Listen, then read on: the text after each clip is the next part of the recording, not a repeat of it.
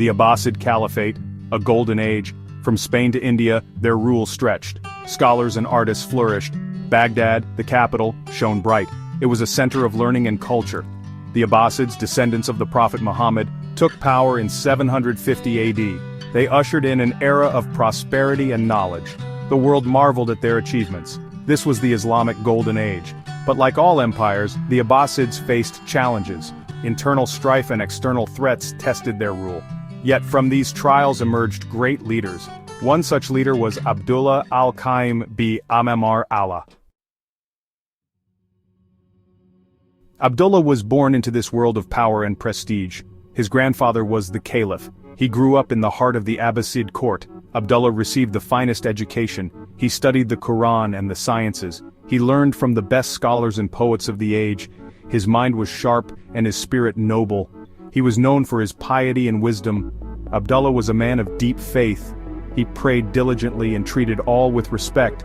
His character shone brightly, even as a young man. The Abbasid Caliphate was in turmoil. Powerful families vied for control. The Seljuk Turks, a new force, exerted their influence. In 1031 AD, Abdullah's father, the Caliph, passed away. Abdullah, now Al-Qaim bi Allah, ascended to the throne. He inherited a fractured empire.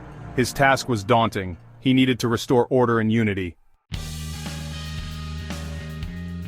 Al-Qaim was a man of peace. He preferred diplomacy over war. He sought to negotiate with rivals to find common ground. He recognized the strength of the Seljuk Turks. Instead of fighting, he made them allies. He granted them legitimacy in exchange for their support. This was a shrewd move. It stabilized the empire. Al-Qaim's reign marked a period of relative peace. This allowed him to focus on internal matters. He dedicated himself to the welfare of his people. Al-Qaim was a reformer. He saw the need to strengthen the Abbasid state. He worked tirelessly to improve the lives of his subjects. He invested in infrastructure projects. Canals were built, boosting agriculture. Trade flourished under his wise policies.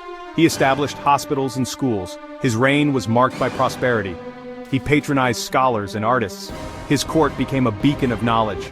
Great works of literature and science were produced. Al-Qaim was known for his compassion. He cared deeply for his people. Stories of his generosity abound. One day, he was informed of a famine in a distant province. He immediately ordered grain to be sent to the affected areas. He refused to let his people starve. He believed in justice for all. He established courts throughout the empire. He ensured that the poor and the powerful were treated fairly under the law. Al-Qaim ruled for 46 years. It was one of the longest reigns in Abbasid history. He left behind a legacy of peace and prosperity. He is remembered as a wise and just ruler. He strengthened the Abbasid Caliphate during a turbulent time. His reforms ensured the survival of the empire for another century. Al-Qaim's reign was a testament to his character. He showed that true leadership lies in service and compassion. Despite his efforts, the caliphate eventually fell. Internal divisions and external pressures proved too great to overcome. In 1258, the Mongols, led by Hulagu Khan, sacked Baghdad. The Abbasid Caliphate came to a violent end. It was a dark day in Islamic history. But even in defeat, the legacy of Al-Qaim shines through. He reminded the world of the true values of Islam: peace, justice, and compassion. His story is an inspiration. It teaches us that even in the face of adversity, we can strive to make a positive difference. Al-Qaim bi Allah, the Caliph who brought peace and prosperity, deserves to be remembered.